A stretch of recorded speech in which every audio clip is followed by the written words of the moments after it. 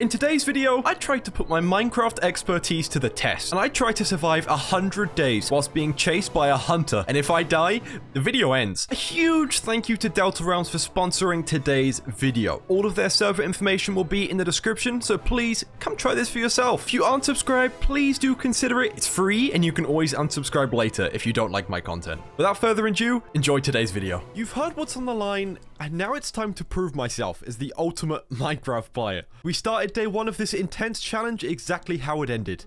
Right next to each other. We decided amongst ourselves to give myself a 1 minute grace period, which was enough time for what I had planned to come into effect. I started by instantly just running in a random direction, and after literally just putting myself in a hole, I waited out the 1 minute grace period. I had the idea in my head that the hunter would follow me and run right past and miss me completely, and it played out exactly how I thought it would. After seeing the hunter, I instantly ran the other direction and went mining for my first pieces of stone, iron, and coal. Something to note is that the hunter can see my achievements in chat, so everything I did was also made public. Coming into the next 2 days, being day 2 and also day 4, I actually had a very simple goal here, which was to collect iron armor as quickly as physically possible.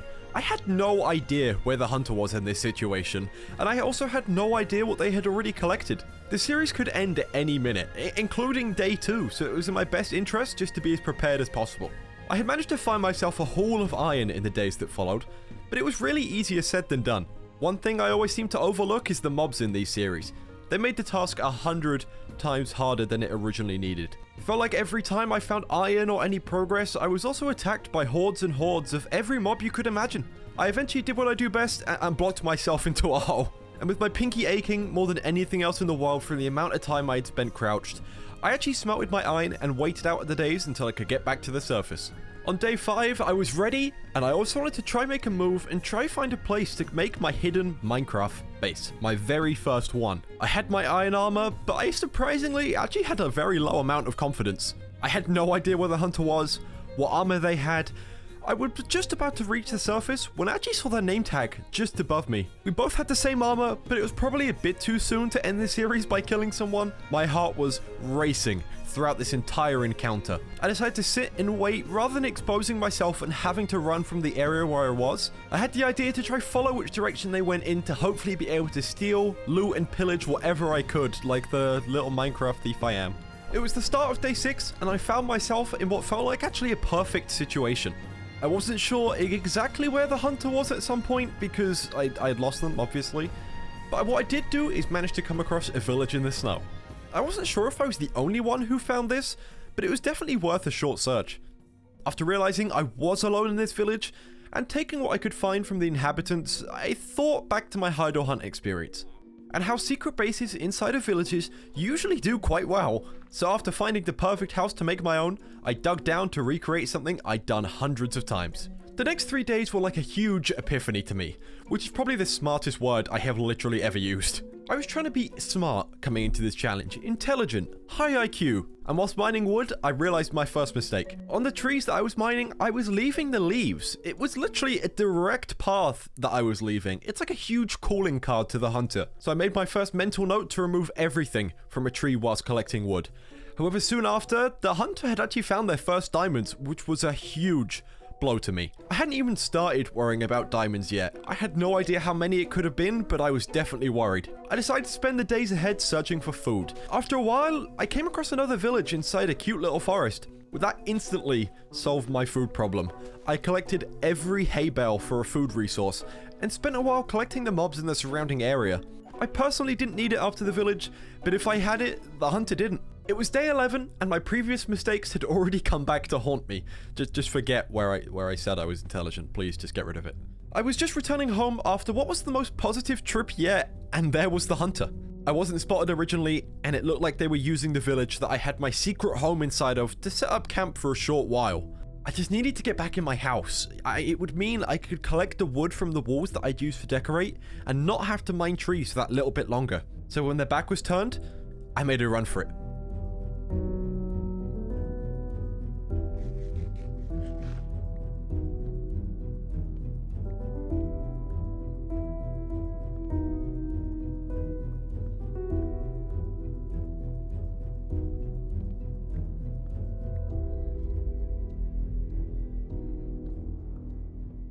I collected what I needed and headed back up to surface, which was an instant mistake.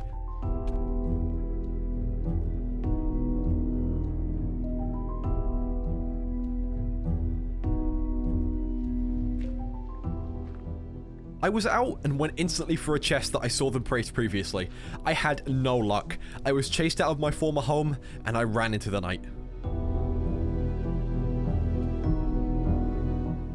It was the beginning of day 12, and to be honest, I was still feeling really annoyed at the fact that I had to move bases this early. It was actually a while before I found an area to create my newest secret base, but this time I had a banger of an idea. Once again, I thought back to hide or hunt, and if you've been a fan of this channel for a while, you might remember this, but I decided to collect some snow and place my new base right under a snow block. This was a genius idea, and I was sure at this time I would not be found. I decided, however, with my confidence growing, to make it even more safe, as well as secure. When I was down to the appropriate Y level, I decided to make a pretend base, and maybe put my actual base behind furnaces, so even if I was found, hopefully the valuables wouldn't be taken. This was taking a huge risk, but at the same time, I wouldn't know if I didn't try. Day 15 and 16 were casual, and really were just about exploring the server. With my base completed and the hunter really nowhere to be found, I decided to use one of my 3 spawns that we had set at the very beginning of the adventure.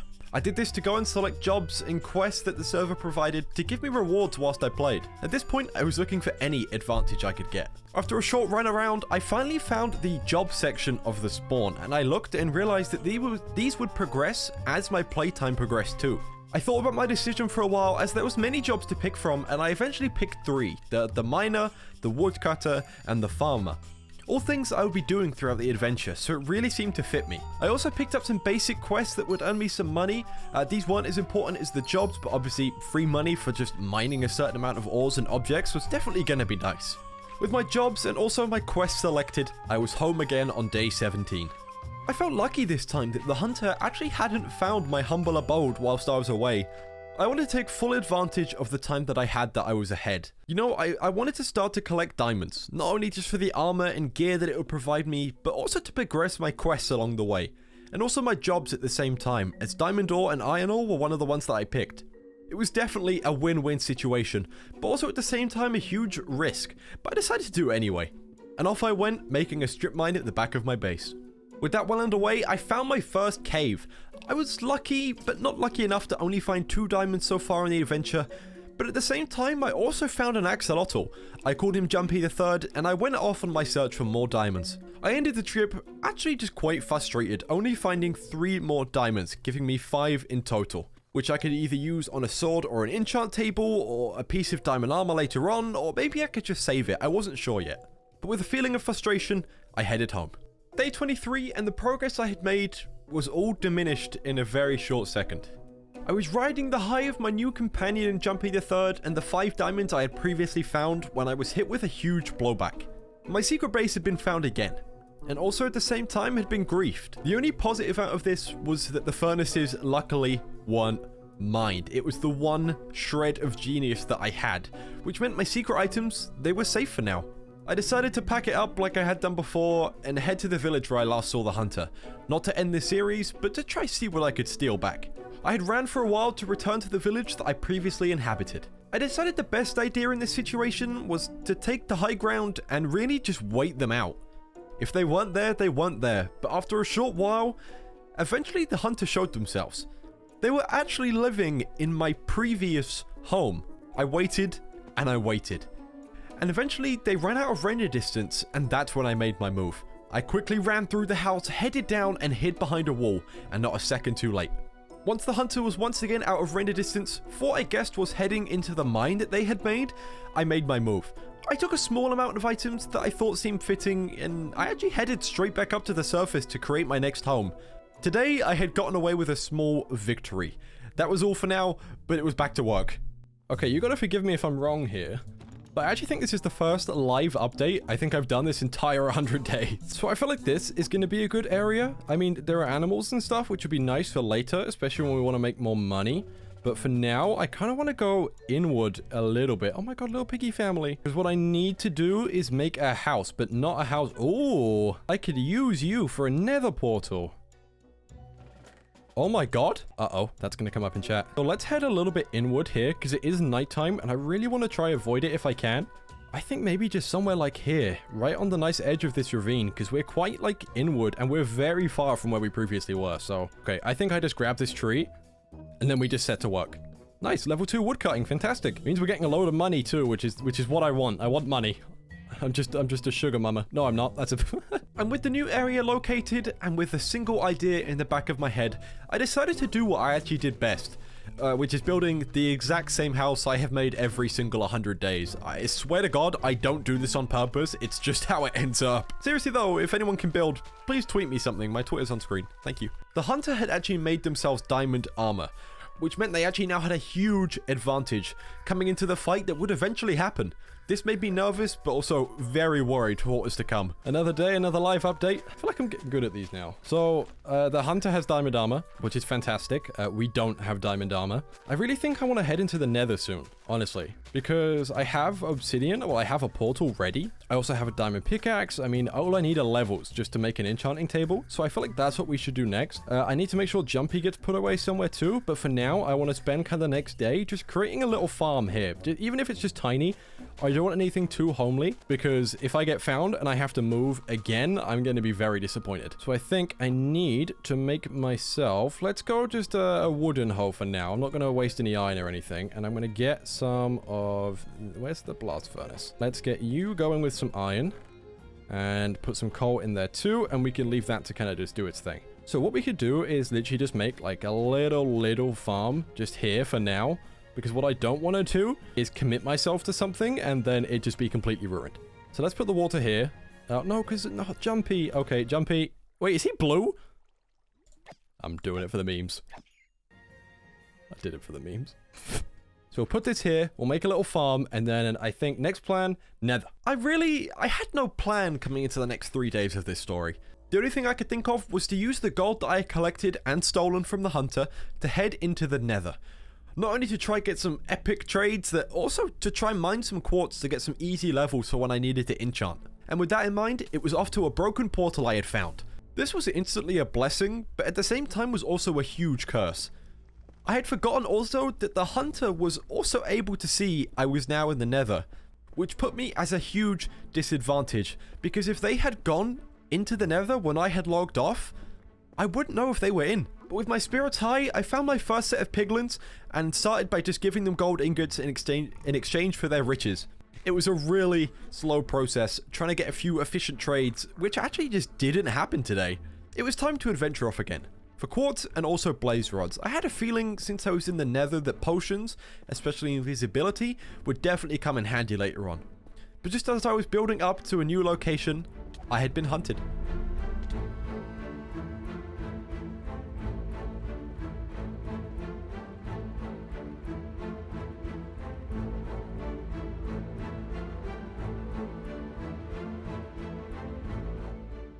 I've been sloppy during that experience. I wasn't expecting something I would have, and it was too close for my liking.